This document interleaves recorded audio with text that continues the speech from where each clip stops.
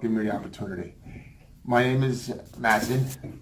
That's spelled M-A-Z-E-N. I saw Sean earlier, and we were talking about different names. How it's always a pleasure to hear different names. My name, it means the one who praises God. And it was interesting. I never really looked into what it means until people asked me, what does your name mean?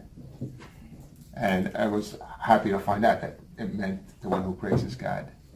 So I was born in Kuwait. It's a country in the Middle East, a small country. My father is not from Kuwait. He's from Palestine. He went to Kuwait in 1965 for opportunity. And that's where me and my siblings were born. My mother is from a country next to Palestine called Syria. So my mom's from Syria, my dad's from Palestine, and I was born in Kuwait. As my uncle used to tell me, they're like a salad. A little bit of everything. So, and then my father came to the United States in 1974 because he needed surgery, heart surgery. Had to replace his heart valve. So my mom said, yeah, we're not going to go to America. We're very happy, being around familiar surroundings.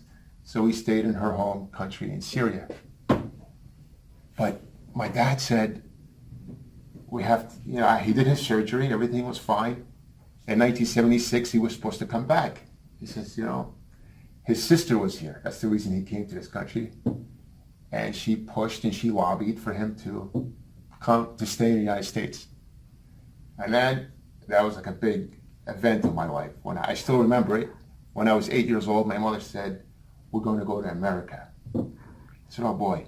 Because, we have a lot of television. We're very familiar with the West. And had all these imagination of what it was going to be like to be. I said, oh my goodness, I'm going to speak English. Because in the Middle East, everybody is taught English in school from like first grade. And finally, it took like 1 or 2 years for the processing. In 1978, we came to the United States. And that was a pretty exciting moment, landing in Kennedy Airport. It was the first time I saw an escalator. That was exciting. I'm the oldest sibling, so my 3 other younger brothers were with me. My mom was like 8 months pregnant. And we had to come because that's the time you have to come. And we came, and my sister was born a month later. And it's been a wonderful journey. I've been here since 1978, since I was 10 years old. Went to school, and it's amazing how quickly you learn a language when you're young. I think it took like 3 months. We came here in February.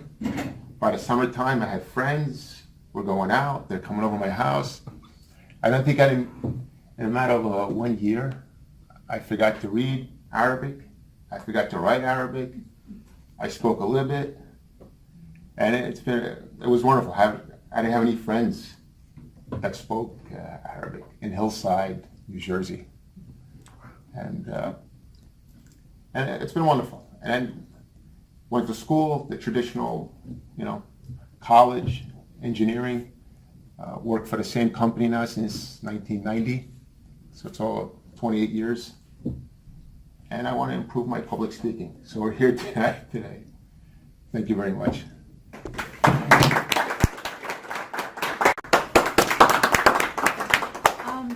There's a reason why I chose this, Empowered, because recently a bunch of ladies, we started a group on woman empowerment.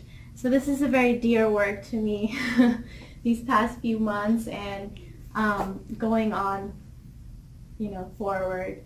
Empowered means a lot to me. And it's not just about me, it's about empowering others as well. Because, I feel that life is not just about you, it's about how you make an impact on others as well.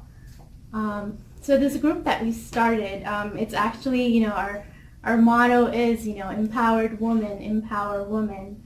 And the reason we started this group, we want to help ladies that want to get into the workforce. And, they have these degrees, they have the skills, but, how to get back. And so we are trying to bridge the gap between the ladies that are already working and they have these high posts and these awesome jobs to kind of step down and help the ladies that are trying to get back into work and kind of like empower them, and inspire them that they can do this regardless of what their situation is, with the kids and the family.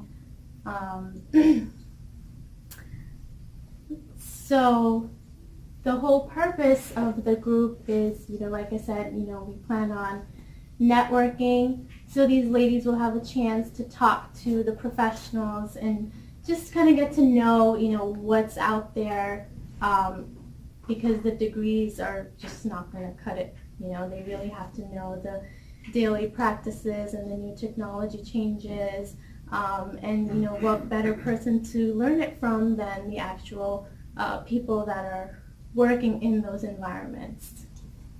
Thank you. Yeah, we can keep it away, yeah. So, quite. Nonetheless, I found myself turning that ignition, making my way down Cranberry Road. Off I was. That uneasiness wasn't a care in the world in about 5 minutes. Here I am. This is driven. Thank you. Thank you, Chris.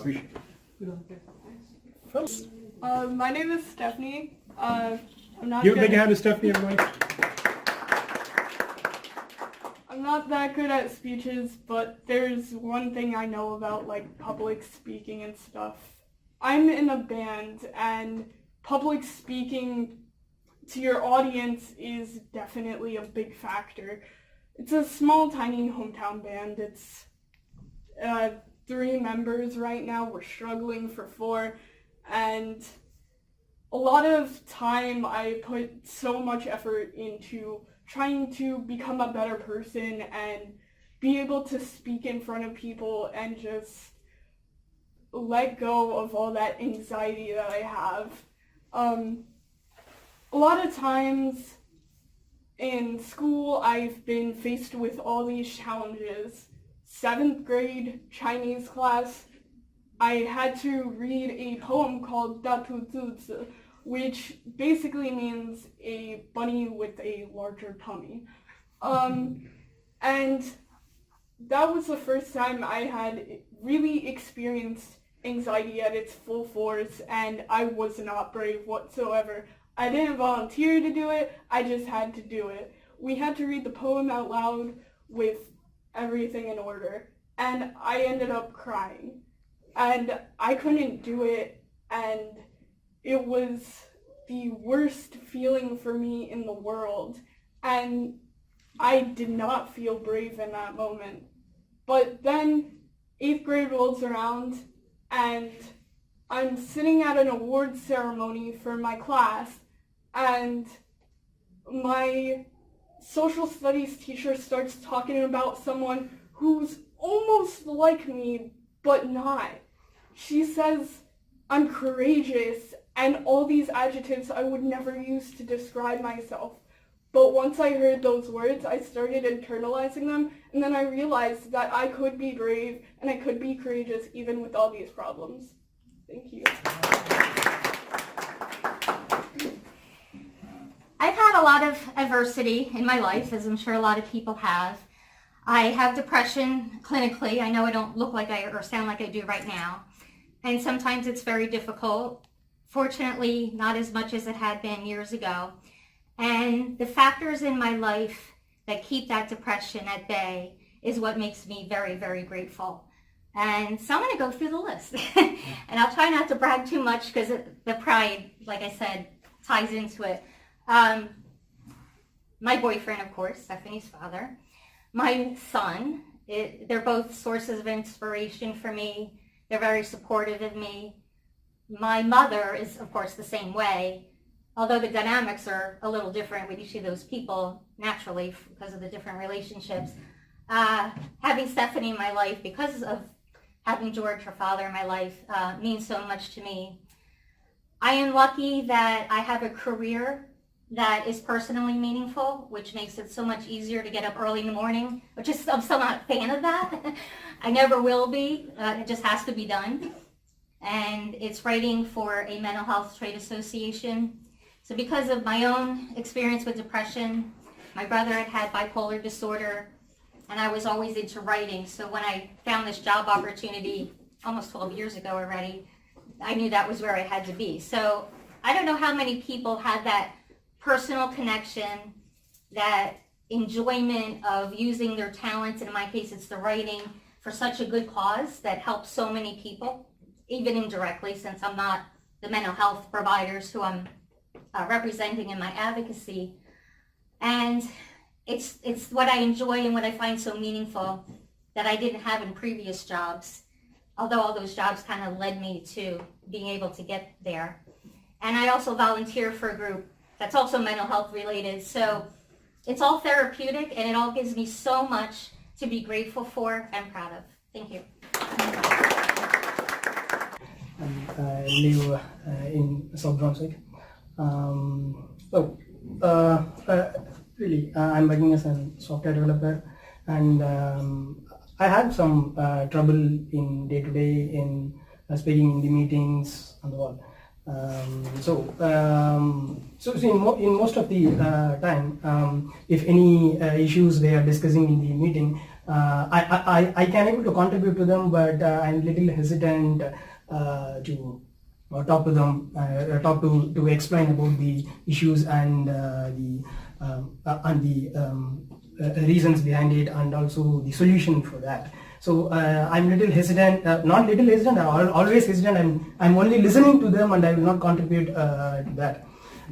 So after some time, what I thought and what I think, someone will discuss that, and using that they will solve the problem. So always I will feel little bad or sorry about myself that I could have speak that, and I could have solved that, I could have contributed to that. So at that time I don't know about the Toastmasters and Toastmaster, so how to develop this. So just I talked with my friends. So this is the issue I'm having. So what I have to do. So I read some books about it, but it didn't help me to overcome that. So one of my friends said, why can't you try the Toastmasters? You go there, and they have some steps to it.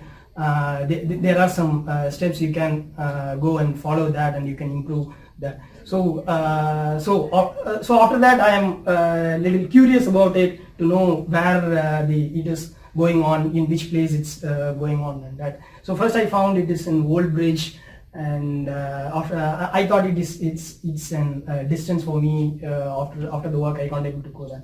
So I curiously searched about it. So after that, I used to attend another meetup here in data science. So while searching that in the meetup app, I found this. So I came here. So just very first time, I'm very curious about it to join it. Thank you. Thank you so much. Every day we in life, we do a lot of activities. We do it solos, and sometimes we do with other people. But the main, in my, I would say, any activity I do, I see that there's a lot of advantage in getting a connection. Whether you're getting connected with someone physically, discussing the issue, or whether you're going online to find some connection there, using your phone, or just looking at pictures or anything, books. So that's a connection. So what I see is that you are doing yourself a disservice if you do try to do something on your own. Yes, you think of an idea, you have your thoughts, you think about it, you plan it, but to act on it, you need to get connected to something, and that's going to be very helpful. Personally, I try to avoid being connected. I try to take the whole load on myself and try to see if I can do that. It's just a comfort factor. And also sometimes in some places I feel that by doing that, maybe you are giving a statement that you've done this on your own. But out there, you really need to reach out and find someone to connect to someone. So it's the way at work, like what we say, is not how, it's how you can get the work done. You don't have to have the 100% knowledge, it's how you get it done. And to get it done, you need to be connected to something, some idea, some person, some thought, or a book. That's it. Thank you very much. My name is Monica Rivera. I live in East Windsor. This is my first time formally in a meeting like this. I'm grateful because I decided finally to stay here, and I decided to come from there to here. I was thinking, saying, no, not today, next time, maybe. But I'm here. I'm grateful because all the opportunities I have in this country. I have been here since 2002. This morning I heard a podcast. Yeah, it was about. It relates a little bit with why I'm grateful. It relates about the title was walls. It talks about all the walls that are building around between countries all around the world, and how the purpose is to stop people from immigrating to the country to the other for political, economical, religious reasons. And it was several people being interviewed, and they was explaining what they mean for them to cross that wall. And I thought about myself, well, I'm already here, so what am I doing with that? So even though I'm trying to advance in some way, I still speaking in public is hard. Even in English is worse. But I feel grateful that finally I'm doing it. That's it. Like the flow of the meeting, and definitely I will keep coming more, and then we'll decide another after a few meetings. Awesome. Thank you. Came in today, and glad I did, listening to various speeches in Toastmasters that I have attended, meetings that I've attended. I was in awe of the way these tales just rolled off their tongues.